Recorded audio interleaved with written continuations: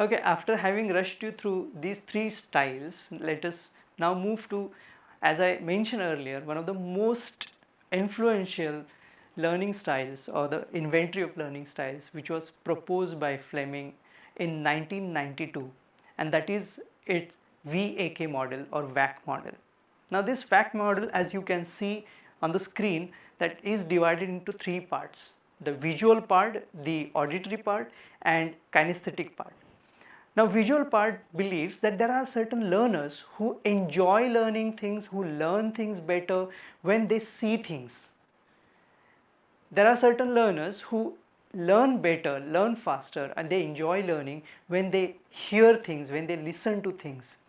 And the third category of learners is that the learners who believe in actually doing things. They learn things by touching things, they learn things by actually experiencing things, and these learners are treated as kinesthetic learners.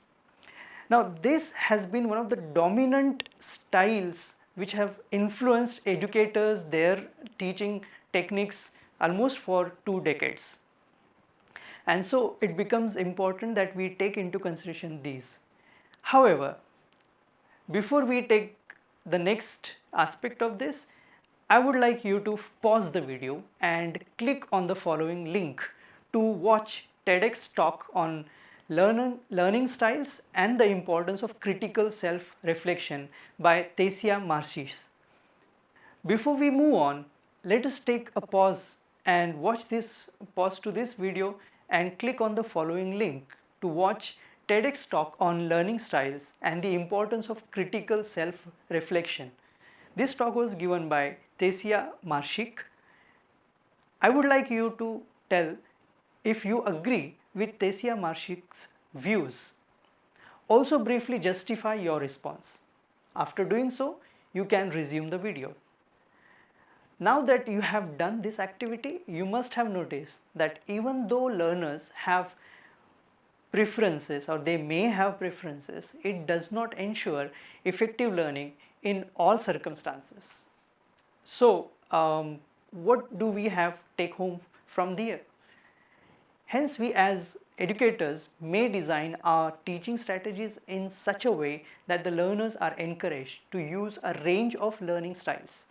In short, we should create opportunities for learning that are sensitive to different styles and do not simply reflect how they or their students like to learn. Also, I should go back to the same myth which I had mentioned earlier, that the myth that there are learning styles and learners learn effectively if they are taught by using those styles. That myth we have already talked about, and as I mentioned, that what we need to do as educators is to find out which aspect can be taught effectively in certain circumstances. For example, if you have to teach music, and music can best be taught by listening to music and not by writing on it or not by reading on it. Swimming can best be taught by making your learner to swim, and therefore swimming cannot be learned just by reading books. In the same manner, if you are learning a language, the best way to learn a language is to read, to listen to that language, and to speak in that language. Hence, what it suggests is that though we have this dominant idea of learners' styles and learning styles, we need to take this precaution and we need to ensure that if our learners have limited styles, we should give them exposure to more styles so that their learning is much more effective. Now we are reaching almost the last aspect of this module, that is models of learning. And I repeat, like styles of learning, principles of learning, types of learning, even models of learning are not an exhaustive list. However, what we will do here is that we will take a look at a few dominant models of learning.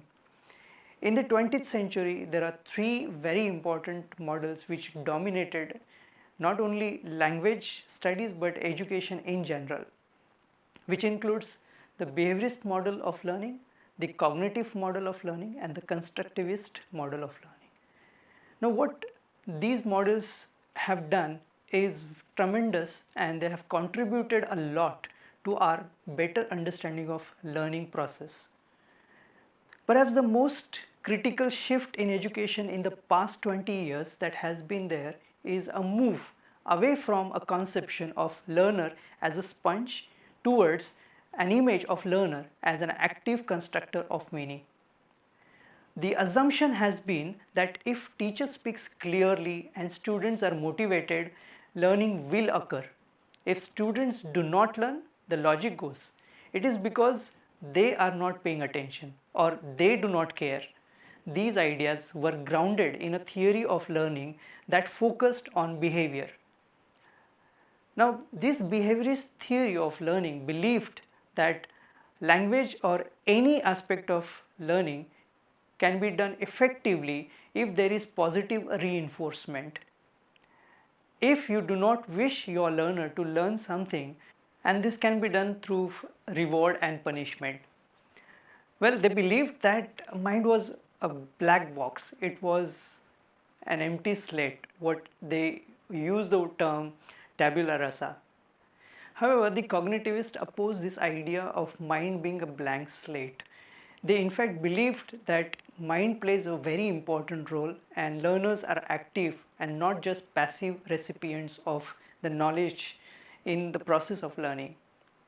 This contribution made a lot of change to the approach of teaching in general.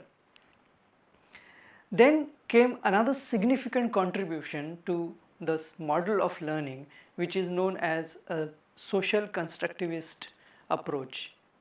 There was this significant shift from individual learning to the social aspect of learning.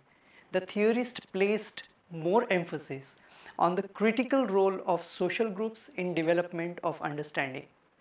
They developed a particular notion of scaffolding.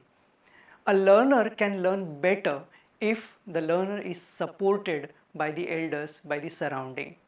The social occasions of conversation, discussion, joint work and debate also play a critical role in learning.